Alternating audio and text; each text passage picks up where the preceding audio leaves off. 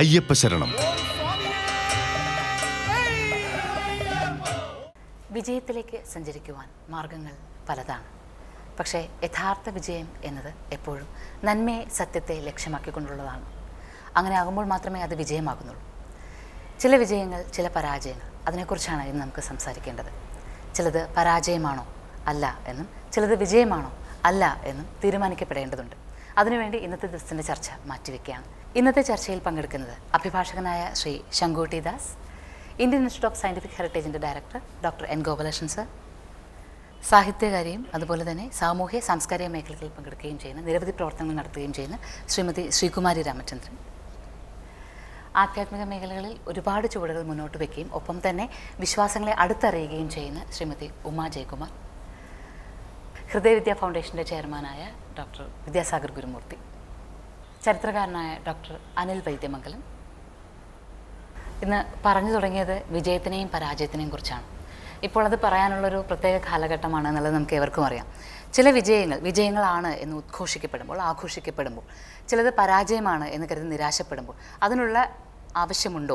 വിജയങ്ങൾ വിജയം തന്നെയാണോ എന്നുള്ളതാണ് നമുക്ക് ഇന്ന് വ്യക്തമായിട്ട് അറിയേണ്ടത്.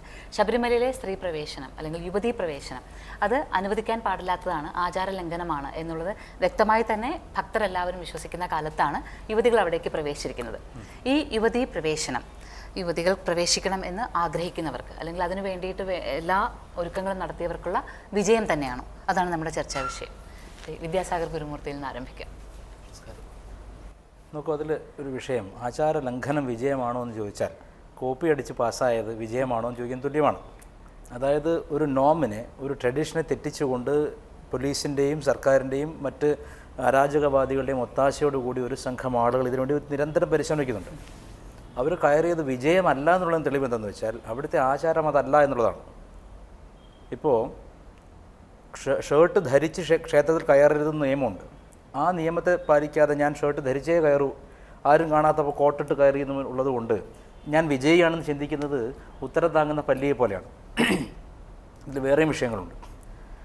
അതായത് ഇത്തരം വിജയങ്ങൾ, ഇപ്പം നമുക്കറിയാം, ഒരു യുദ്ധം നടക്കുമ്പോൾ ഏറ്റവും വലിയ പ്രശ്നം ശത്രുക്കളെ ഇല്ലാതാക്കുക എന്നുള്ളതല്ല, സ്വന്തം പാളയത്തിലെ അവിവേകികളെ അടക്കുക എന്നുള്ളതാണ്. ഉദാഹരണത്തിന് ഈ രാമായണത്തിൽ രാമരാവണ യുദ്ധസമയത്ത് ഹനുമാനും കൂട്ടാളികളും കൂടെ, കുരങ്ങന്മാരും കൂടെ തെരഞ്ഞു പോവാണ് സീതാമാതാവിനെ. ആ സമയത്ത് അങ്കദന് പോലും അല്ലെങ്കിൽ അതുപോലെ കൂടെയുള്ളവർക്കൊക്കെ ചാബല്യം വരികയാണ്. എന്തിനാണ് നമുക്ക് ഒരു കാര്യമില്ലാത്ത കാര്യം തിരഞ്ഞു പോകുന്നത് ചിന്തിക്കുകയാണ്. ഇങ്ങനെ പല ഭക്തന്മാർക്കും ഇപ്പോൾ തോന്നുകയാണ്, ഇവർ കയറിയില്ലേ, ഇനി നമ്മൾ എന്തിനാണ്? അത് തെറ്റായ ചിന്താഗതിയാണ്. കാരണം നമ്മുടെ ഈ ഫൈറ്റ് എന്ന് പറയുന്നത് നൂറ്റാണ്ടുകളായി സഹസ്രാബ്ദത്തിൻ്റെ പഴക്കമുള്ള ഒരു ആചാരത്തെ തകർത്ത് നമ്മുടെ വേരറുക്കാൻ വേണ്ടി വരുന്നവർക്കെതിരെയുള്ള സമരമാണ്. ഒന്ന് രണ്ട് ചെറിയ ഇൻസിഡൻറ്റ്സ് ഉണ്ടായി, ശരിയാണ്. അതായത് പുലർച്ചെ 3:40 പോലീസ് ഉഭയലിംഗക്കാരാണെന്ന് പറഞ്ഞുകൊണ്ട് 2 യുവതികളെ കയറ്റി. ഇന്ന് ചെയ്യുന്ന പോലീസ് സംവിധാനം വിചാരിച്ച് ഇതിനപ്പുറം ചെയ്യാൻ കഴിയും. രാജനെ കൊന്നിട്ടുള്ള പോലീസാണ്, അല്ലെങ്കിൽ ഇപ്പോൾ ശ്രീജിത്തിനെ ഒറ്റ ചവിട്ടിന് കൊന്ന പോലീസാണ്. നിയമവാഴ്ചയ്ക്കെതിരെ അവർക്ക് പ്രവർത്തിക്കാൻ സാധിക്കും. ക്ഷേത്രത്തിലെ ദേവൻ്റെ ഹിതത്തിന് വിപരീതമായിട്ടൊരു പോലീസ് സംവിധാനം പ്രവർത്തിച്ചാൽ അതിൻ്റെ അർത്ഥം ഈ നാടിൻ്റെ തനത് അവകാശികളായിട്ടുള്ള ഹിന്ദുക്കൾക്കെതിരെ ഒരു യുദ്ധം നടക്കുന്നുണ്ട് തന്നെയാണ്. പക്ഷെ അതിൽ നമ്മുടെ കൂടെയുള്ളവർക്ക് തന്നെ പലപ്പോഴും ഇതിൽ ചില ഊറി വരുന്ന പുഞ്ചിരിയുണ്ട്. അതായത് സ്ത്രീകൾ കയറിയല്ലോ, ചിലപ്പോൾ അവരുടെ ഉള്ളിൽ അങ്ങനെ ചിന്തയുണ്ടാവാം. പക്ഷേ എങ്കിലും ഒരു കാര്യം പറയട്ടെ, അയ്യപ്പസ്വാമിയുടെ ഭക്തന്മാരാണെങ്കിൽ അവരാഗ്രഹിക്കുന്നത് ഒരു തരത്തിലും ഇത്തരത്തിൽ യുവതികൾ കയറരുതെന്നാണ്. സർക്കാരിൻ്റെ ഒത്താശയോടുകൂടി അല്ലാതെ ഒരു യുവതിക്ക് അവിടെ കയറാൻ സാധിക്കില്ല. കാരണം അവിടെ ഭക്തർ ഉറക്കം ഒഴിച്ചുകൊണ്ട് ഈ കഴിഞ്ഞ സെപ്റ്റംബർ 28 വിധി വന്ന ശേഷം ഒക്ടോബർ 28, നവംബർ 28, ഡിസംബർ 28, ഇന്ന് ഈ ജനുവരി 10 വരെയുള്ള ദിവസങ്ങളിലെല്ലാം ഭക്തന്മാരവിടെ കാത്തിരിക്കുകയാണ്. സ്ത്രീകൾ വന്നാൽ പറഞ്ഞയക്കാൻ വേണ്ടി, അവരെ ഉപദ്രവിക്കാനോ അടിക്കാനോ അല്ല. പക്ഷേ സർക്കാരും അതുപോലെയുള്ള ഒത്താശ ചെയ്യുന്ന ആളുകളും അകത്തും പുറത്തുമായി കുറച്ച് പേരുണ്ട്. ഇവരുടെ ആഗ്രഹം ഈ സ്ത്രീകളെ എങ്ങനെയെങ്കിലും കയറ്റുക. ഇത് നവോത്ഥാനമെന്ന് വ്യാഖ്യാനിക്കും. പക്ഷേ നവോത്ഥാനം എന്നുള്ള പദം ശരിക്ക് പൂർവ്വകാലങ്ങളിൽ മഹാന്മാരായിട്ടുള്ള ആളുകളുടെ പ്രയത്നത്തോടു കൂടി നമ്മൾ നേടിയെടുത്ത വിജയങ്ങൾക്ക് നാം ഇന്ന് വിളിക്കുന്ന പേരാണ്. അല്ലാതെ ഇന്ന് ഉണ്ടാക്കിയെടുക്കുന്ന ഒന്നല്ല നവോത്ഥാനം. മാത്രമല്ല, ഇതിൽ വിജയം എന്ന വാക്കിനൊരു വലിയ പ്രശ്നമുണ്ട്. ആർക്കു മേലെയാണ് വിജയം? നൂറ്റാണ്ടുകളായ അയ്യപ്പൻ്റെ അച്ഛൻ്റെ സ്ഥാനം വഹിക്കുന്ന പന്തളം കൊട്ടാരം കാത്തുപോകുന്ന ഭദ്രദീപം ഊതിക്കെടുത്തിയതിൻ്റെ വിജയമാണോ? അതോ എന്നെപ്പോലെയുള്ള ആയിരക്കണക്കിന് ലക്ഷക്കണക്കിന് ഭക്തന്മാർ ഈ ആചാരം ലംഘിക്കപ്പെട്ടാൽ ഹൃദയം നോവുന്നവർക്ക് മേലെയുള്ള വിജയമാണോ? ഒരു തരത്തിലും ഒരാളുടെയും വിശ്വാസത്തിൽ കൈകടത്താതെ മാന്യമായി മാത്രം പെരുമാറി മതജാതി ഭേദങ്ങൾക്ക് അതീതമായി ചിന്തിക്കുന്ന അയ്യപ്പന്മാർക്ക് നേരെയുള്ള വിജയമാണോ? അങ്ങനെയെങ്കിൽ ഈ വിജയം എന്ന് പറയുന്നത് ഹിന്ദുക്കൾക്കെതിരെയുള്ള യുദ്ധമാണ്. നമ്മളെ മുറിവേൽപ്പിക്കാൻ പറ്റിയെന്ന് അതിൻ്റെ അർത്ഥം നമ്മളെ പരാജയപ്പെടുത്തുന്നില്ല. ശ്രീകൃഷ്ണന് പോലും മഹാഭാരത യുദ്ധകാലത്ത് മുറിവേറ്റിട്ടുണ്ട്. പക്ഷേ അർജുനൻ്റെ കഴുത്തിന് നേരെ വന്ന അമ്പാണ് കൃഷ്ണനെ പ്രകോപിപ്പിച്ചത്. ഭക്തന്മാർക്കെതിരെയുള്ള യുദ്ധം ഭഗവാനെ പ്രകോപിപ്പിക്കും. അതിൻ്റെ ഫലം നമുക്ക് പ്രവചിക്കാൻ പറ്റില്ല. അപ്പോൾ ഈ വിജയം എന്ന് അവർ ആഘോഷിക്കുന്നത് ശരിക്കും പറഞ്ഞാൽ ഈ ഓടിളക്കി കള്ളൻ വീട്ടിനകത്ത് കയറുന്ന പോലെയാണ്. ഗൃഹനായകൻ ഉറങ്ങുന്ന സമയത്ത് ഓടിളക്കിയിട്ട് കള്ളനകത്ത് കടന്നാൽ അത് കള്ളൻ്റെ വിജയമല്ല, മറിച്ച് നന്മയുടെ പരാജയമാണ്. അപ്പോൾ നന്മകൾ പരാജയപ്പെടാതിരിക്കാൻ വേണ്ടിയുള്ള ജാഗ്രത സമൂഹത്തിൽ കൂടുതൽ ഉണ്ടാവണം. നിരാശാബോധം പിടിപെടുത്താൻ വേണ്ടിയിട്ടാണ് ഇത്തരത്തിലുള്ള കാര്യങ്ങൾ വാർത്തയാക്കുന്നത്. ചാനലുകൾക്കൊക്കെ അവരുടെ ഇഷ്ടം എന്താണെന്ന് വെച്ചാൽ ഇത് പെരുപ്പിച്ച് കാണിക്കുക. സ്ത്രീകൾ കയറി, ഇനി പ്രശ്നമില്ല. ഇതിനു മുമ്പും സ്ത്രീകൾ കയറിയിട്ടുണ്ട്. എങ്ങനെ? ഈ ദേവസ്വം ബോർഡിൻ്റെയും ഈ പോലീസിൻ്റെയും അധികാരികളുടെ ഒത്താശയോട് കൂടി. അത് ശബരിമലയിലെ ആചാരമല്ല, ഒത്താശയോടെ നടന്നിട്ടുള്ള നാണം കെട്ട ആചാരലംഘനമാണ്. ആചാരലംഘനം ഒരിക്കലും ആചാരമാവില്ല എന്നുള്ളത് കൊണ്ട് തന്നെ ശബരിമലയിൽ ഭക്തന്മാർക്ക് പരാജയമില്ല. ശബരിമലയിൽ എത്ര സ്ത്രീകൾ കയറിയെന്ന് പറഞ്ഞാലും ശുദ്ധിക്രിയകൾ തുടർന്നുകൊണ്ടേയിരിക്കും. കാരണം അത് നമ്മളെ സംബന്ധിച്ച് ആചാരലംഘനവും ക്ഷേത്രത്തിൻ്റെ ചൈതന്യത്തിന് ലോപം വരുത്താൻ വേണ്ടി കരുതിക്കൂട്ടി ചെയ്യുന്ന പ്രവൃത്തിയുമാണ്. അത് വിജയമല്ല, മറിച്ച് അശുദ്ധിയുടെ കടന്നുകയറ്റമാണ് എന്ന് മാത്രമേ പറയാനുള്ളൂ. ഇപ്പോൾ അദ്ദേഹം പറഞ്ഞ പോലെ ശുദ്ധികലശം സ്ത്രീകൾ പ്രവേശിച്ച് കഴിഞ്ഞാൽ ശുദ്ധികലശം നടത്തുന്നു എന്ന് പറയുന്നു. അപ്പോൾ കൂടുതൽ ഭക്തരും ഇപ്പോൾ കരുതുന്നത് യുവതികൾ പ്രവേശിച്ചു കഴിഞ്ഞുവല്ലോ, ഇനി ഇതിന് വേണ്ടിയിട്ടൊരു സമരമോ അല്ലെങ്കിൽ ഒരു പ്രതിഷേധത്തിൻ്റെ ആവശ്യമില്ല. യുവതികൾ കയറി കഴിഞ്ഞു, അതല്ലെങ്കിൽ യുവതികൾ കയറി കഴിഞ്ഞാൽ തന്നെ ഒരു ശുദ്ധികലശം കൊണ്ട് പരിഹാരം ഉണ്ടാക്കാം. അതെങ്ങനെയാണ് ശരിയാകുന്നത്? അല്ലെങ്കിൽ അതെന്താണ് ശരിക്കും വേണ്ടത് ഒരു ഭക്തൻ? നേരത്തെ ഗുരുമൂർത്തിജിയോട് ചോദിച്ച ചോദ്യത്തിൻ്റെ ഒരു പാർട്ട് കൂടി ഞാനിവിടെ എക്സ്പ്ലെയിൻ ചെയ്യാം. നല്ലത്, ശരിയായത്, ധാർമ്മികമായിട്ടുള്ളത്, പ്രായോഗികമായിട്ടുള്ളത്, ഈ വാക്കുകളൊക്കെ റിലേറ്റീവ് വാക്കുകളാണ്. നമ്മളതിനെ ഒരു ചട്ടക്കൂടിൻ്റെ ഉള്ളിലാക്കിയിട്ട് ഒരു ഡെഫിനിഷൻ കൊടുക്കാൻ ശ്രമിച്ചു എന്ന് വിചാരിക്കുക. ആചാരം, ധാർമ്മികത, ധർമ്മം, നല്ലത്, യോജിച്ചത്, ഇതിനൊക്കെ ഒരു ഡെഫിനിഷൻ ഉണ്ട്.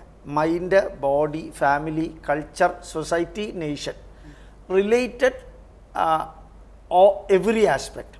മനസ്സ്, ശരീരം, കുടുംബം, സംസ്കാരം, സമൂഹം, രാഷ്ട്രം, അതുമായി ബന്ധപ്പെട്ട സർവ്വചരാചരങ്ങൾക്കും സ്ഥിരവും ശാശ്വതവുമായ നന്മ. രണ്ട് വാക്കുകളാണ്. സ്ഥിരവും ശാശ്വതവുമായ നന്മ വരുത്തുന്നത് എന്തോ അതാണ് നല്ലത്, അതാണ് ധാർമ്മികമായിട്ടുള്ളത്, അതാണ് വേണ്ടത്, അതാണ് ശരിയായിട്ടുള്ളത്. അപ്പോൾ ശരിയല്ലാത്തത് ഏതാ? ഇതിൻ്റെ ഓപ്പോസിറ്റാണ്. ധാർമ്മികത അല്ലാത്തതേത്? ഇതിൻ്റെ ഓപ്പോസിറ്റാണ്. ഇനി നമ്മുടെ ധർമ്മത്തിൽ, കൽപ്പശാസ്ത്രത്തിൽ ശ്രൗതസൂത്രം യാഗങ്ങൾ വിവരിക്കുന്നു, ധർമ്മസൂത്രം ധാർമ്മിക രാഷ്ട്രഭരണം വിവരിക്കുന്നു, ഗൃഹ്യസൂത്രം കുടുംബ അംഗങ്ങൾ ആചരിക്കേണ്ടത് വിവരിക്കുന്നു ജനറലി, പിതൃമേധസൂത്രം മരണത്തിന് തൊട്ടു മുമ്പ്, മരണത്തിന് ശേഷമുള്ളത്. ഇവിടെ എവിടെ പ്രശ്നം വന്നാലും പ്രായശ്ചിത്തം എന്നുള്ള ഭാഗം ബൗദ്ധായനത്തിലും ആപസ്തംഭത്തിലും കാത്യായനത്തിലും മാനവ കൽപ്പശാസ്ത്രത്തിലുണ്ട്. പ്രായശ്ചിത്തം എന്നുള്ളത് ആചാരത്തിൻ്റെ അനുഷ്ഠാനത്തിൻ്റെ പൈതൃകത്തിൻ്റെ ഭാഗമാണ്. പ്രായശ്ചിത്തമില്ലാത്തതൊന്നുമില്ല. അതുകൊണ്ട് ഏത് തരത്തിലുള്ള അബദ്ധം സംഭവിച്ചാലും നമുക്ക് വളരെ കൃത്യമായിട്ട് പറയുന്നത്, ഏത് അമ്പലത്തിലും ആറാട്ട് കഴിഞ്ഞാൽ നടയടച്ച് പൂജയ്ക്കൊരു പുണ്യാഹം ഉറപ്പാണ്. ആ പുണ്യാഹത്തിൻ്റെ മന്ത്രം അതിനേക്കാളും രസമാണ്. നല്ല രീതിയിൽ ഒരു പുണ്യാഹം ചുണ്ടെങ്കിൽ 3 എടുക്കും. എന്നിട്ട് നെല്ല്, അരി, ചന്ദനം, ദർഭപ്പുല്ലിട്ട് 3 വേദപണ്ഡിതരിരുന്ന് കൈ വെച്ച് മനസ്സമാധീയതാം സമാഹിത മനസ്സസ്മഹ പ്രസീദന്ത് ഭവന്തഃ പ്രസന്നാസ്മഹ ശാന്തിരസ്തു പുഷ്ടിരസ്തു തുഷ്ടിരസ്തു ശുഭം കർമാസ്തു കർമ്മ സമൃദ്ധിരസ്തു പ്രജാപതി പ്രിയതാം പ്രജാപതി പുണ്യാഹം ഭവന്തോ ബ്രുവന്തോ എന്ന് പറയുമ്പോൾ 3 പേര് പറയും. പുണ്യാഹം പുണ്യാഹം പുണ്യാഹം സ്വസ്തിർ ഭവന്തോ ബ്രുവന്തോ. എന്നിട്ട് ഋഗ്വേദത്തിൻ്റെ 10ാം മണ്ഡലത്തിലെ മന്ത്രം ചൊല്ലി വളരെ ഗംഭീരമായിട്ട് തീർക്കല. ഇതിന് ഹിമാലയത്തിൻ്റെ അത്രയും ബുദ്ധിമുട്ടൊന്നുമില്ല. വളരെ സിമ്പിൾ. അറിയാവുന്നവർക്ക് ഇതൊരു 10 മിനിറ്റിലെ വർക്കാണ്, അല്ലെങ്കിൽ 15 മിനിറ്റിലെ. അത് കഴിഞ്ഞാൽ ആ വെള്ളം എല്ലായിടത്തും തളിക്കുക. സെക്രട്ടേറിയറ്റ് തളിക്കാറില്ല, പ്രയോജനമില്ലാത്തതുകൊണ്ട്. അതുകൊണ്ട് അവിടെ തളിക്കുക. അത് തളിച്ചു കഴിഞ്ഞാൽ ഈ പരിപാടി കഴിഞ്ഞു. അല്ലാതെ ഇതൊന്നും ആകാശം ഇടിഞ്ഞു വീഴുന്നതല്ല. പക്ഷേ അനുഷ്ഠാനത്തിനും ആചാരത്തിനും ലംഘനം വരുമ്പോൾ അത് വേണമെന്ന് ആഗ്രഹിക്കുന്നവരുടെ മനസ്സിനകത്തുണ്ടാകുന്ന വേദനയ്ക്ക് ഈ പുണ്യാഹം പോരാ. ഈ പുണ്യാഹം അതുകൊണ്ട് അത് ഉണ്ടാക്കാതിരിക്കുകയാണ് യഥാർത്ഥത്തിൽ വേണ്ടത്. അയ്യപ്പ ശരണം. ഇതെല്ലാം യൂണിവേഴ്സൽ റൂളല്ല, വയലേഷൻ ഓഫ് ദ റൂൾസാണ്. Violation of the rule should be just erased off. അതുകൊണ്ട് ഈ സ്ത്രീകൾ കയറിയില്ലേ അതുകൊണ്ട് നമ്മൾ ഇനി അതിനെക്കുറിച്ച് വിഷമിക്കേണ്ട എന്നുള്ളതല്ല.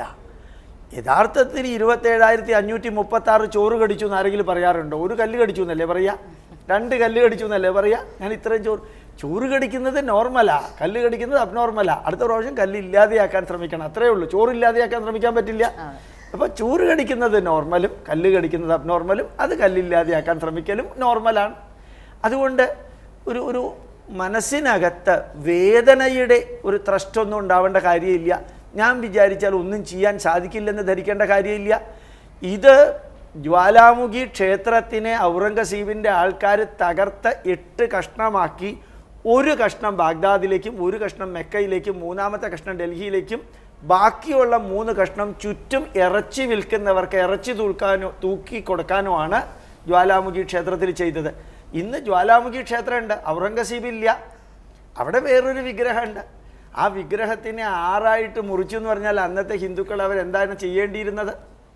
പക്ഷേ അവിടെ നമ്മൾ ദുഃഖത്തിൻ്റെ പരിധി വിട്ടിട്ട് തളർന്നു പോവുകയൊക്കെ ചെയ്യുന്നതിൻ്റെ ആവശ്യമില്ല. തളർന്നു പോയാലും ഹിന്ദുക്കളായ സ്ഥിതിക്ക് 3-ാം ദിവസം ശരിയാവും. ശങ്കരാചാര്യർ പറഞ്ഞിട്ടുണ്ട്, ആരംഭശൂര ഖലു കേരളീയ. അത് കഴിഞ്ഞാൽ പിന്നെ നോർമലാവും. അതുകൊണ്ട് ഇതൊക്കെ ശരിയാവും, വലിയ കാര്യമുണ്ട്. അപ്പം തളരേണ്ട കാര്യമില്ല, ദുഃഖിക്കേണ്ട കാര്യമില്ല. പക്ഷെ ഒന്നുണ്ട്, ഈ നെഗറ്റീവുകളെ പോസിറ്റീവുകളാക്കാൻ ഒരു പക്ഷി പെടഞ്ഞ് താഴെ വീണത് രാമായണമായി മാറി, ചത്ത പാമ്പിനെ ശമീക മഹർഷിയുടെ കഴുത്തിലിട്ടത് ഭാഗവതമായി മാറി, കള്ളച്ചൂത് കളിച്ച ശകുനിയുടെ പ്രവൃത്തി മഹാഭാരതമായി മാറി, അർജുനൻ തളർന്നത് ഭഗവത്ഗീതയായി മാറി, ശ്രീരാമൻ തളർന്നത് 37,000 ശ്ലോകമുള്ള യോഗവാസിഷ്ടമായി മാറി. ആ നെഗറ്റീവിനെ പോസിറ്റീവാക്കാനുള്ള ഭാരതത്തിൻ്റെ കപ്പാസിറ്റിയാണ് ഭാരതത്തിന് ഭാവരാഗ താളമുള്ള രാഷ്ട്രം ഭാരതം എന്ന് പേരുണ്ടായത്. അതുകൊണ്ട് ശബരിമലയിൽ ആരെങ്കിലുമൊക്കെ കയറി എന്ന് പറഞ്ഞിട്ട് ആകാശം ഇടിഞ്ഞു വിടാനൊന്നും പോകുന്നില്ല. അതിനൊക്കെ തന്ത്രിയുടെ നല്ല രീതിയിലുള്ള കർമ്മമുണ്ട്. ഇനി തന്ത്രിക്കെതിരെ ഒരു ഷോക്കോസ് നോട്ടീസ് വന്നു എന്ന് വിചാരിക്കുക, നമ്മൾ തളരേണ്ട കാര്യമില്ല. ഇതൊക്കെ കണ്ട ഒരു രാഷ്ട്രമാണ് ഭാരതം. പുതിയതായിട്ടുണ്ടായ രാഷ്ട്രമൊന്നുമല്ല. BC 8275 മുതൽക്ക് AD 2018 വരെ ഡിവൈഡഡ് ബൈ 21 500 തലമുറ നിന്ന ഒരു രാഷ്ട്രമാണ് ഭാരതം. ഇന്നത്തെ കണക്കനുസരിച്ചിട്ട് ഇനി കുറച്ചും കൂടി പുറകോട്ട് പോകും അത്. അതുകൊണ്ട് ഓർമ്മിക്കാനുള്ളത്, തളരാതെ തകരാതെ വരളാതെ വളരണം. ആത്മവിശ്വാസം നൽകുന്നൊരു മറുപടി തന്നെയാണത്. ശ്രീകുമാരി മാമിലേക്ക് വരെയാണ്. ഈ ഒരു വിഷയത്തെ എങ്ങനെയാണ്, അതായത് ഇപ്പോൾ പരാജയം വിജയം എന്നുള്ള ഒരു വിഷയത്തിൽ നമ്മൾ തുടങ്ങിയിരിക്കുന്നത്, എങ്ങനെയാണ് മനസ്സിലാക്കുന്നത്? അദ്ദേഹം പറഞ്ഞത് വളരെ വ്യക്തമായിട്ട് മുമ്പേ തന്നെ ഉൾക്കൊണ്ടിട്ടുള്ള ഒരാളാണ് ഞാൻ. ആ പരാജയത്തിൽ നിന്ന്, അതായത് ചാരത്തിൽ നിന്ന് ഫിനിക്സ് പക്ഷി ഉയർന്നെഴുന്നേറ്റതുപോലെ നമ്മൾ പരാജയത്തിൽ നിന്ന് ഉയർത്തെഴുന്നേൽക്കുക. പക്ഷെ ഇത് യഥാർത്ഥത്തിലൊരു പരാജയമല്ല, ഇതൊരു ഫേക്ക് പരാജയം. നമ്മളെ പരാജയപ്പെടുത്തി എന്ന് അവർ നമ്മളെ വിശ്വസിപ്പിക്കാൻ ശ്രമിക്കുകയാണ്. അതിന് പകുതിയും ഈ പറഞ്ഞതുപോലെ മീഡിയകൾ ഇത്രയും അവരുടെ അന്തിച്ചർച്ച നിർത്തിയാൽ തന്നെ അത് എന്ന് വെച്ചാൽ പൊതുജനങ്ങൾക്കിടയിൽ എത്തേണ്ട കാര്യമില്ലാത്ത പല ന്യൂസുകളും എത്തിക്കണം, ആവശ്യമില്ലാതെ എത്തിക്കുന്ന ചാനലുകളുണ്ട്. അതാദ്യം നിർത്തിയാൽ തന്നെ പകുതി പ്രശ്നങ്ങൾക്കും പരിഹാരമാവും. അത് ഏത് രംഗത്തായാലും അതെ. പിന്നെ നമ്മുടെ ആചാരങ്ങളെ അനുഷ്ഠാനങ്ങളെയും ലംഘിക്കാനുള്ളൊരു പ്രവണത, അതൊരു അധിനിവേശത്തിൻ്റെ ഒരു ഭാഗമാണെന്നാണ് ഞാൻ പറയാം. ബ്രിട്ടീഷുകാർ പണ്ട് ഇവിടെ അധിനിവേശം നടത്തിയപ്പോൾ, അതിന് മുമ്പത്തെ കാര്യം ഇപ്പോൾ അദ്ദേഹം പറഞ്ഞു കഴിഞ്ഞു. അധിനിവേശം നടത്തിയപ്പോൾ ക്വീൻ വിക്ടോറിയ മെക്കാളയോട് ചോദിച്ചു, ഈ ജനതയെ നമ്മുടെ സംസ്കാരവും സമ്പത്തും ഒക്കെ കണ്ട്, അസംസ്കൃത സമ്പത്തും എല്ലാം കണ്ട് അസൂയ കൊടുത്തിട്ടാണ് അവർ വന്നത്, ഈ ജനതയെ എങ്ങനെ ഇല്ലായ്മ ചെയ്യാം എന്ന് ചോദിച്ചു. അപ്പോൾ മെക്കാളെ പറഞ്ഞു, ക്വീൻ ഒട്ടും വിഷമിക്കേണ്ട, അതിന് ഏറ്റവും നല്ല മാർഗം അവരുടെ ഭാഷയെ നശിപ്പിക്കുകയാണ്. ആദ്യം സംസ്കൃത ഭാഷയെ ഇല്ലായ്മ ചെയ്യുന്നതോടുകൂടി തന്നെ ആദ്യത്തെ വേര് കട്ടാവും. പിന്നെ അവരുടെ വേഷത്തെ നശിപ്പിക്കുക, പിന്നെ ഒന്നൊന്നായിട്ട് അവരുടെ സംസ്കാരം, വിദ്യാഭ്യാസം, അങ്ങനെ എല്ലാത്തിനെയും ഒന്നൊന്നായിട്ട് നശിപ്പിക്കുക എന്ന് പറഞ്ഞിട്ടാണ് അദ്ദേഹം തുടങ്ങിയത്. ഇംഗ്ലീഷ് വിദ്യാഭ്യാസം ഇവിടെ ഇൻട്രൊഡ്യൂസ് ചെയ്തതും മറ്റും. അങ്ങനെയാണ് ബ്രിട്ടീഷുകാർ നമ്മുടെ മേൽ ആധിപത്യം സ്ഥാപിച്ചെടുത്തത്. പക്ഷെ നമ്മൾ അവിടെ നിന്ന് നമ്മൾ ഉയർത്തെഴുന്നേറ്റു. ഇപ്പം നമ്മൾ ആ ഉയർത്തെഴുന്നേൽപ്പ് മുഴുവൻ ആയിക്കൊണ്ടിരിക്കണേ ഉള്ളൂ. പക്ഷെ ഇപ്പം എനിക്ക് അതിനെ അധികം വേദനിപ്പിക്കുന്ന എന്താ വെച്ചാൽ, വൈദിക പാരമ്പര്യമുള്ള പലരും, അത് സ്ത്രീകൾ തന്നെ, ഇപ്പോൾ ഈ ശബരിമല ഇഷ്യൂവിൽ ഭഗവാനെ പറ്റി അശ്ലീലം പറയുക, അവിടുത്തെ ആചാരത്തെ പറ്റി അശ്ലീലം പറയുക. നാളൊരു എൻ്റെ ഒരു സുഹൃത്ത് ഇപ്പം ആയിരുന്നു എന്ന് വേണം പറയാൻ. എന്താ വെച്ചാൽ എനിക്ക് ആക്സെപ്റ്റ് ചെയ്യാൻ പറ്റുന്നില്ല. അവർ പറഞ്ഞു, സ്ത്രീകൾ കയറിയാൽ ഒരു 3 മണിക്ക് സ്ത്രീകൾ കയറി, അപ്പോൾ 10 മണി വരെ തൊഴുതവരുടെ കാര്യം എങ്ങനെയാണ് എന്ന് ചോദിച്ചു. എന്താ അതിന് ഉത്തരം പറയുക? വിഡ്ഢിത്തം എന്നേ പറയുള്ളൂ. എന്നുവെച്ചാൽ 10 മണി കഴിഞ്ഞ് പുണ്യാഹം ചെയ്യുന്നതോടെ അശുദ്ധി അങ്ങോട്ട് മാറി. അതേപോലെ തന്നെ അവർ ചോദിച്ചു, അപ്പോൾ ഒരു സ്ത്രീ കയറി അല്ലെങ്കിൽ 2 സ്ത്രീ കയറി ഒരു ഇത്തിരി നേരത്തെ പുണ്യാഹത്തിൻ്റെ ഇതേ ഉള്ളൂ വെച്ചാൽ കയറിക്കോട്ടെ അല്ലേ, എന്താ അവിടെ അയ്യപ്പസ്വാമിക്ക് എന്താ? ഓരോ കമൻറ്റും നമ്മുടെ ഹൃദയത്തിൽ ഓരോ ആണിയായിട്ടാണ് വന്ന് തറയ്ക്കുന്നത്. ഞാനൊക്കെ തെരുവിൽ ഇറങ്ങിയില്ല, ഒരു ഇതിന് മാത്രമേ പോയുള്ളൂ, ഒരു വേദിയിൽ പ്രസംഗിക്കുകയും ചെയ്തു. പിന്നെ തെരുവിൽ ഇറങ്ങാൻ പല ഇതുകൊണ്ടും പറ്റിയില്ല. പക്ഷെ എന്നെപ്പോലെ അല്ലെങ്കിൽ എന്നെക്കാളേറെ വീട്ടിലിരുന്ന് ഈ TV കണ്ട് വേദനിക്കുകയും നിലവിളിയും കരയുകയും ചെയ്യുന്ന ഒരുപാട് സ്ത്രീകൾ നമ്മുടെ സ്റ്റേറ്റിൽ മാത്രമല്ല അമേരിക്കയോളം വരെ ഉണ്ട്. എല്ലാവരും കരയുന്നുണ്ട്, വിളിക്കുന്നുണ്ട്. പലരും അവിടെ എന്താ സംഭവിക്കണേന്ന് നേരിട്ടൊന്ന് കേൾക്കണം എന്ന് പറയാൻ വിളിക്കുന്നുണ്ട്. അപ്പോൾ അവരുടെയൊക്കെ ആ വേദന മനസ്സിനെ വേദനിപ്പിച്ചതൊക്കെ വെറുതെ പോവില്ല എന്നാണ് എൻ്റെ. അപ്പോൾ പ്രജാഹിതം അനുസരിച്ച് ഭരണം നടത്താത്തവർ ഒഴിഞ്ഞു പോകണം, അത്രയേ ഉള്ളൂ. അവർക്ക് ആവശ്യമില്ല, അതിൻ്റെ ആവശ്യമില്ല, കസേരയിൽ നിന്ന് ഒഴിഞ്ഞു പോകണം എന്ന് തന്നെയാണ് എൻ്റെ അഭിപ്രായം. ഭഗവാൻ അവിടെ സമാധാനമായിട്ടിരുന്നോട്ടെ, നമ്മളെപ്പോലെയുള്ള ഭക്തന്മാരും സമാധാനമായിട്ട് അവിടെ പോയി തൊഴുതോട്ടെ. വേദനിക്കുക അല്ലെങ്കിൽ ഹൃദയത്തിലൊരു ആണി കൊണ്ടതുപോലെ ഇരിക്കുക എന്ന് പറയുന്നൊരവസ്ഥ ഒട്ടും സുഖകരമായൊരവസ്ഥയല്ല. തീർച്ചയായിട്ടും മുറിവുകളില്ലാത്തൊരവസ്ഥ തന്നെയാണ് ഉണ്ടാവേണ്ടത്. അതിനു വേണ്ടിയിട്ടാണ് നമ്മൾ ശ്രമിക്കേണ്ടത്. അപ്പോൾ ശംഖുവിലേക്ക് വരികയാണ്. യുവതീ ദർശനം, പിന്നെ അത് കഴിഞ്ഞിട്ടുള്ള അരമണിക്കൂർ പുണ്യാഹം, ഇതുകൊണ്ട് പരിഹാരമാവുമോ? ഈ ആചാരലംഘനം ഉണ്ടായിക്കഴിഞ്ഞാൽ 15 മിനിറ്റ് നേരം കൊണ്ട് അല്ലെങ്കിൽ അരമണിക്കൂർ കൊണ്ട് ഒരു പുണ്യാഹം ചെയ്താൽ അല്ലെങ്കിൽ ഒരു ശുദ്ധിക്രിയ ചെയ്തു കഴിഞ്ഞാൽ ഈ അശുദ്ധി മുഴുവൻ ഇല്ലാണ്ടാവുമെങ്കിൽ പിന്നെ എന്താ ഇതിൻ്റെയൊക്കെ അർത്ഥം എന്നൊക്കെ ആളുകൾ ചോദിക്കുന്നത് കേൾക്കുമ്പോൾ ഇവർ ഉദ്ദേശിക്കുന്നത് എന്താ വെച്ചാൽ എത്ര സമയം ആണോ ആ ഇതുണ്ടായത് അല്ലെങ്കിൽ ആ ഒരു ദിവസം മുഴുവൻ ചെയ്താൽ അല്ലെങ്കിൽ ഇതിൻ്റെ ക്വാണ്ടിറ്റി സമയത്തിൻ്റെ അളവൊക്കെയാണ് ഇവരുടെ പ്രധാനപ്പെട്ട പ്രശ്നമായിട്ട് വരുന്നത്. അല്ലെങ്കിൽ 15 മിനിറ്റ് എന്നുള്ള സമയത്തിൽ എന്താ പ്രശ്നം? ഇപ്പോൾ പിതൃകർമ്മം ചെയ്യുമ്പോൾ പിതൃലോകത്തുള്ള നമ്മുടെ പിതൃവിന് നമ്മൾ ആചാരം കൊടുക്കുന്നത് എങ്ങനെയാണ്? എള്ളും പൂവും ചന്ദനവും കയ്യിലെടുത്തിട്ട് ഇങ്ങനെ ആകാശത്തേക്കൊന്ന് ഉയർത്തുമ്പോൾ അത് പിതൃലോകത്ത് കിട്ടിയെന്ന സങ്കല്പം. അല്ലാണ്ട് നമ്മൾ റോക്കറ്റ് എടുത്ത് പിതൃലോകത്തേക്ക് പോയിട്ട് അവിടെ കൊണ്ടേ കൊടുത്ത് മടങ്ങി വരുമെന്നല്ല, സങ്കല്പമാണ്. അതിൻ്റെ ഈ പുണ്യാഹം ചെയ്യുന്നതിൻ്റെ സങ്കല്പം അതാണ്. ആ സങ്കല്പത്തിൽ അത് ചെയ്തു കഴിഞ്ഞാൽ ഇപ്പോൾ നേരത്തെ പറഞ്ഞല്ലോ, ഈ വേദമന്ത്രങ്ങൾ ചൊല്ലി ആ പുണ്യാഹം ചെയ്യാൻ 10 മിനിറ്റ് മതി. അത് ഈ അശുദ്ധി ഉണ്ടായി എന്നുള്ള സാങ്കല്പിക അശുദ്ധിയല്ലേ, അല്ലാതെ ബിംബത്തിൻ്റെ മുകളിൽ എന്തെങ്കിലും പുരട്ടി വെച്ചിട്ടുണ്ടോ? ഇല്ലല്ലോ, അത് സാങ്കല്പികമായിട്ടുണ്ടായിട്ടുള്ള അശുദ്ധിയാണ്. ആ സാങ്കല്പിക അശുദ്ധിക്കുള്ള പരിഹാരവും സാങ്കല്പിക ശുദ്ധിയാണ്. അല്ലാണ്ട് അതിന് വേണ്ടിയിട്ട് ഇത് ഉരച്ച് തേച്ച് കഴുകുക അങ്ങനെയൊന്നുമല്ല അതിൻ്റെ സങ്കല്പം. ഇതൊക്കെ ആളുകളെ കബളിപ്പിക്കാനും തെറ്റിദ്ധരിപ്പിക്കാനും വേണ്ടി വെറുതെ പറയാന്നുള്ളൂ. അയ്യപ്പ ശരണം. ഇവിടെ പറയുന്നു വിജയം ഉണ്ടായി. എന്താണ് വിജയം? എന്തായിരുന്നു ഇവിടുത്തെ സമരം? ഇവിടുത്തെ പ്രശ്നം എന്തായിരുന്നു എന്നുള്ളതാണല്ലോ നോക്കേണ്ടത്. സെപ്റ്റംബർ 28-ാം തീയതി സുപ്രീം കോടതിയുടെ വിധി വന്നു. എന്ത്? ശബരിമലയിൽ പ്രായത്തിൻ്റെ നിയന്ത്രണമില്ലാതെ 10-ൻ്റെയും 50-ൻ്റെയും ഇടയിലുള്ള ആ നിയന്ത്രണമില്ലാതെ എല്ലാ യുവതികൾക്കും പ്രവേശിക്കാം എന്ന് സുപ്രീം കോടതിയുടെ വിധി വന്നു. ആ വിധി നടപ്പാക്കും എന്ന് പറഞ്ഞൊരു വിഭാഗം മുന്നോട്ട് വന്നു. ആ വിധി നടപ്പാക്കാൻ സമ്മതിക്കില്ല എന്ന് പറഞ്ഞ് ആചാര സംരക്ഷകരായിട്ടുള്ളൊരു വിഭാഗം മുന്നോട്ട് വന്നു. ഇതിൽ അവരുടെ വിജയം എന്നത് സുപ്രീം കോടതി വിധി നടപ്പാക്കുകയാണല്ലോ. സുപ്രീം കോടതി വിധി നടപ്പാക്കുക എന്ന് പറഞ്ഞാൽ യുവതിയാണെന്ന് പ്രഖ്യാപിച്ചുകൊണ്ട് തന്നെ ഒളിഞ്ഞോ മറഞ്ഞോ അല്ലാതെ പകൽ വെളിച്ചത്തിൽ ആളുകൾ കാണുമ്പോൾ തന്നെ ഒരു അവകാശം എന്നോണം ഒരു ക്ഷേത്ര ദർശനം നടത്തിയിട്ടുണ്ടാവണം. അതല്ലാതെ തലയിൽ മറ്റേ വെള്ളച്ചായം പുരട്ടി വൃദ്ധയാണെന്ന് തോന്നിപ്പിച്ച് ആളുകളെ തെറ്റിദ്ധരിപ്പിച്ച് ക്ഷേത്രത്തിൽ കയറി ദർശനം നടത്താൻ സെപ്റ്റംബർ 28-ാം തീയതി സുപ്രീം കോടതി വിധി വേണോ? ഈ ഭരണഘടനാ ബെഞ്ചിൻ്റെ വിധി ഇല്ലാണ്ട് നടക്കുമല്ലോ ഈ കാര്യം. അതല്ലെങ്കിൽ ആൺവേഷം കെട്ടി ചോദിച്ചവരോട് ട്രാൻസ്ജെൻഡർ ആണെന്ന് നുണ പറഞ്ഞ് ഇരുട്ടിൻ്റെ മറവിൽ ആളുകളെ കബളിപ്പിച്ച് ഉള്ളിൽ കയറാൻ സുപ്രീം കോടതി വിധി വേണോ? അത് സുപ്രീം കോടതി വിധി ഇല്ലാണ്ട് ഇത് പണ്ടും നടക്കുമായിരുന്ന കാര്യമാണ്. ഇതിപ്പോൾ സുപ്രീം കോടതി വിധിയുടെ നടപ്പാക്കലും നടക്കുന്നില്ല. സുപ്രീം കോടതി വിധി അതിൻ്റെ സത്തയിൽ നടപ്പാക്കാൻ സാധ്യമല്ല. യുവതിയാണെന്ന് പ്രഖ്യാപിച്ചുകൊണ്ട് ഒരു അവകാശം എന്നോണം നൈരന്തര്യത്തിൽ അതൊരു സ്വാഭാവികതയാക്കി നടത്തിയെടുക്കാൻ സാധ്യമല്ലെന്ന് അവർക്ക് ബോധ്യപ്പെട്ട് കഴിഞ്ഞിട്ടുണ്ട്. ആ ശ്രമത്തിന് അവർ പിന്തിരിയും ചെയ്തിട്ടുണ്ട്. ഇപ്പോൾ എന്താണെന്ന് വെച്ചാൽ ഇത് ആചാരം സംരക്ഷിക്കണം എന്ന് പറയുന്ന വിശ്വാസികളും ആചാരം ലംഘിച്ചേ അടങ്ങൂ എന്ന് പറയുന്ന അവിശ്വാസികളും തമ്മിലുള്ള ഒരു നേരിട്ടുള്ള സംഘർഷം, ഒരു ഡയറക്റ്റ് കോൺഫ്ലിക്റ്റ് എന്ന ലെവലിൽ നിന്ന് മാറി ഇതിപ്പോൾ ഒരു ബാറ്റിൽ ഓഫ് പെർസെപ്ഷനായി, കാഴ്ചപ്പാടിൻ്റെ ഒരു സമരമായി. ഇതിപ്പോൾ അവർക്ക് ജയിക്കാനൊന്നും പറ്റില്ല എന്ന് അവർക്ക് ബോധ്യം വന്നോടെ ജയിക്കണ്ട, ജയിച്ചെന്ന് തോന്നിപ്പിച്ചാൽ മതി, അല്ലെങ്കിൽ വിശ്വാസികളെ അവർ തോറ്റെന്ന് ധരിപ്പിച്ചാൽ മതി എന്ന നിലയിലേക്ക് ഇത് മാറിയിട്ടുണ്ട്. അതുകൊണ്ട് ഇങ്ങനത്തെ ഓരോ തരികിടകളും നാടകങ്ങളും ഇത് പണ്ടേ സാധ്യമായിരുന്ന കാര്യമാണ്. ഈ ആൾമാറാട്ടം നടത്തി ഉള്ളിൽ കയറിയിട്ട് പിറ്റേ ദിവസം വന്ന് വിളംബരം നടത്താനൊക്കെ അതിന് ഈ 2006 തൊട്ട് 2018 വരെ സുപ്രീം കോടതിയിൽ കേസ് നടത്തും, ഭരണഘടനാ ബെഞ്ചിൻ്റെ വിധി സമ്പാദിക്കുമെന്ന് ആവശ്യം ഉണ്ടായിരുന്നില്ല. ഇതൊക്കെ പണ്ട് സാധ്യമായിരുന്ന കാര്യമാണ്.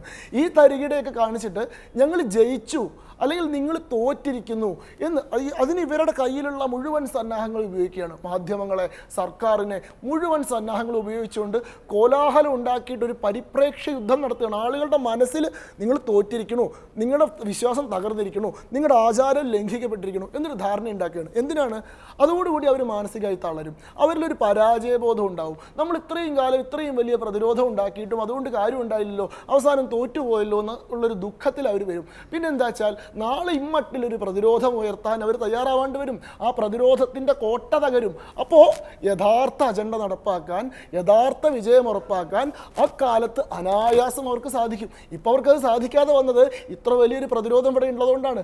വിജയം ഉറപ്പിച്ചുകൊണ്ട് തോൽക്കില്ലെന്ന് പ്രതിജ്ഞ എടുത്തുകൊണ്ട് ആ മൂർച്ചയിലുള്ള വിശ്വാസികൾ നിന്നുകൊണ്ടാണ്. ആ മൂർച്ച ഇല്ലാണ്ടാക്കാനാണ്, അവരുടെ വിശ്വാസം ഇല്ലാണ്ടാക്കാനാണ്, അവരുടെ ഉള്ളിൽ പരാജയബോധം ഉണ്ടാക്കാനാണ് ഈ പ്രൊപ്പഗൻഡ വാർ നടന്നുകൊണ്ടിരിക്കുന്നത്. ഇതിങ്ങനെ കുറേ വിശ്വസിപ്പിച്ച് കഴിഞ്ഞാൽ അവസാനം നാളെ എല്ലാവരും നമ്മൾ തോറ്റു എന്ന് പറഞ്ഞ് തിരിഞ്ഞു പോയി കഴിഞ്ഞാൽ നാളെ ഇവർ യഥാർത്ഥത്തിൽ സുപ്രീം കോടതി വിധി നടപ്പാക്കാൻ വരും. പകൽ വെളിച്ചത്തിൽ യുവതികളാണെന്ന് പ്രഖ്യാപിച്ചുകൊണ്ട് തന്നെ ഒരവകാശം എന്നോണം അവർ കയറാൻ വരും. അന്ന് തടയാൻ ആളുണ്ടാവില്ല. ആ സാഹചര്യത്തിലുള്ള നിലമൊരുക്കലാണ് ഇപ്പോൾ നടക്കുന്നത്. അതിനുള്ള പ്രൊപ്പഗൻഡയാണ് ഇപ്പോൾ നടന്നുകൊണ്ടിരിക്കുന്നത്. അത് തിരിച്ചറിഞ്ഞുകൊണ്ട് തന്നെ ഒരു തരുമ്പും തളർച്ചയില്ലാണ്ട് നമ്മൾ തോറ്റിട്ടില്ലെന്ന് ഉറപ്പിച്ചുകൊണ്ട്, വിജയം ഉറപ്പിച്ചുകൊണ്ട് നമ്മൾ മുന്നോട്ട് പോകണം. ഇവിടെ എന്താണെന്ന് വെച്ചാൽ ഒരു വട്ടം പോലും ആചാരം ലംഘിക്കപ്പെടില്ല എന്നുള്ള അഭിമാന പ്രശ്നത്തിൻ്റെ നിലയിൽ നിൽക്കുന്നത് പോയി. ആചാരം ഒരു വട്ടം ലംഘിക്കപ്പെട്ടോട്ടെ, 2 വട്ടം ലംഘിക്കപ്പെട്ടോട്ടെ, ലംഘിക്കപ്പെടുന്നതിന് പരിഹാരമുണ്ട്. ആചാരം ഒരിക്കൽ പോലും ലംഘിക്കപ്പെടില്ലെന്ന് ഉറപ്പാക്കലല്ല, ആചാരം എന്നേക്കുമായി ഇല്ലാതാക്കാൻ സമ്മതിക്കില്ല, ആചാരം ഇവിടെ നിലനിർത്തും എന്നുള്ള വാശിയോട് കൂടിയിട്ടാണ് നമ്മൾ മുന്നോട്ട് പോകേണ്ടത്. ഒരു കാര്യം ഞാൻ പറയാം, ഇവിടെ ആചാര ലംഘനം ഉണ്ടായതുകൊണ്ട് തന്നെയാണ് ഇവിടെ ഇപ്പോൾ ഉള്ള ഈ നിയമം ഉണ്ടായിട്ടുള്ളത്. 1990 ചന്ദ്രിക എന്ന് പറയുന്ന ദേവസ്വം കമ്മീഷണർ അവരുടെ മകളുടെ കുട്ടിയുടെ ചോറൂണ് ശബരിമലയിൽ വെച്ച് നടത്തിയിട്ടുള്ള ആചാര ലംഘനം കൊണ്ടാണ് അതിനെതിരെ എസ് മഹേന്ദ്രൻ എന്ന് പറയുന്ന ആൾ ഹൈക്കോടതിയിൽ കേസ് പോയത്. അങ്ങനെ എസ് മഹേന്ദ്രൻ ഹൈക്കോടതിയിൽ കേസ് പോയതുകൊണ്ടാണ് 1991 പരിപൂർണ സ്വാമിയുടെയും KB മാരാരുടെയും നേതൃത്വത്തിലുള്ള ബെഞ്ചിൻ്റെ 10നും 50നും ഇടയ്ക്ക് പ്രായമുള്ള സ്ത്രീകൾ ശബരിമലയിൽ കയറാൻ പാടില്ല എന്ന് നിയമപരമായി തന്നെ ഒരു നിയന്ത്രണം വെച്ചുകൊണ്ടുള്ള കോടതി വിധി ഉണ്ടായത്. അപ്പോൾ ഒരു ആചാര ലംഘനത്തിൻ്റെ ഉൽപ്പന്നമായിട്ടായിരുന്നു, അതിനെതിരെയുള്ള ഒരു പ്രതിവിധിയായിട്ടായിരുന്നു ഇന്നുള്ള ഈ നിയമപരമായിട്ടുള്ള പരിരക്ഷ കിട്ടിയത്. അപ്പോൾ പ്രഥമദൃഷ്ട്യാ പരാജയമാണെന്ന് നമ്മൾ വിചാരിക്കുന്ന പലതും അതിൻ്റെ എന്താ പറയുക ദീർഘഭാവിയിൽ നമുക്ക് വിജയമായി, നമുക്ക് അനുകൂലമായി ഭവിച്ചിട്ടുണ്ടെന്നുള്ളതാണ് നമ്മുടെ അനുഭവം. അതുകൊണ്ട് ഇവർ നമ്മളെ മാനസികമായി തളർത്താനാണ് ശ്രമിക്കുന്നത്. ഇവർ ജയിച്ചിട്ടൊന്നുമില്ല, ഇതിലൊരു ജയവുമില്ല. ഇതിപ്പോൾ സുപ്രീം കോടതി വിധിയുടെ നടപ്പാക്കലൊന്നുമല്ല. ഇത് കോടതി വിധി ഇല്ലെങ്കിലും ചെയ്യാൻ കഴിയുമായിരുന്ന തരികിടയാണ്, തട്ടിപ്പാണ്, കൺകെട്ടാണ്, ആൾമാറാട്ടമാണ്. അതൊന്നും ഒരു വിജയമല്ല. അതൊന്നും എന്താ പറയുക ആഘോഷിക്കത്തക്ക, അതിൽ യാതൊരു മഹത്വമോ അതിൽ യാതൊരു നവോത്ഥാനമോ, ഒരു ക്ഷേത്രത്തിൻ്റെ ശുദ്ധി തകർക്കുന്നതാണ് നവോത്ഥാനം എന്ന നിലയിലേക്ക് നമ്മുടെ നവോത്ഥാനം പരിമിതപ്പെട്ടിരിക്കുന്നുവെങ്കിൽ അത് നവോത്ഥാനത്തിൻ്റെ ഗതികേട് എന്ന് പറയേ നിവൃത്തിയുള്ളൂ. അതിലൊന്നും ആഘോഷിക്കത്തക്ക ഒന്നുമില്ല, അതിൽ നമുക്ക് യാതൊരു പരാജയമില്ല. നമ്മൾ വിജയം ഉറപ്പിച്ചുകൊണ്ട് തന്നെ മുന്നോട്ട് പോകണം. ഇവിടെ നമ്മൾ നിർത്താൻ തയ്യാറാണ്, ഇവിടെ നമ്മൾ നിർത്താമെന്ന് കരുതിയാലാണ്, തോറ്റുപോയെന്ന് നമ്മൾ വിചാരിച്ചാലാണ്, പിന്തിരിയാൻ നമ്മൾ തയ്യാറായാലാണ്, അവിടെയാണ് നമ്മൾ ശരിക്കും തോക്കുക. അതായിരിക്കും അവരുടെ വിജയം. ജയപരാജയങ്ങൾ നിശ്ചയിക്കുന്നത് അന്തിമമായ പോരാട്ടങ്ങളിലാണ്. അന്തിമ പോരാട്ടമൊന്നും ആരംഭിച്ചിട്ടേ ഇല്ല, പോരാട്ടം തുടങ്ങിയിട്ടേ ഉള്ളൂ.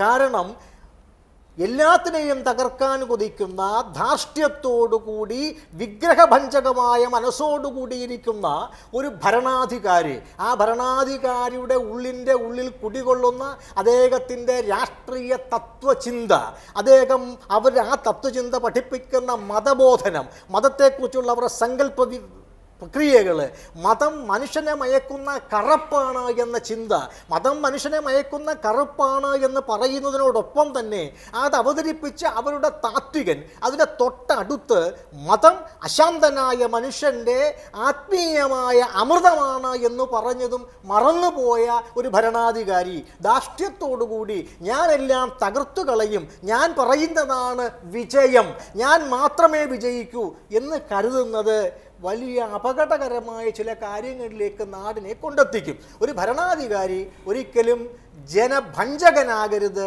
ജനരഞ്ജകനായിരിക്കണമെന്നത് നമ്മുടെ തത്വസംഹിതയുടെ ഭാഗമാണ്.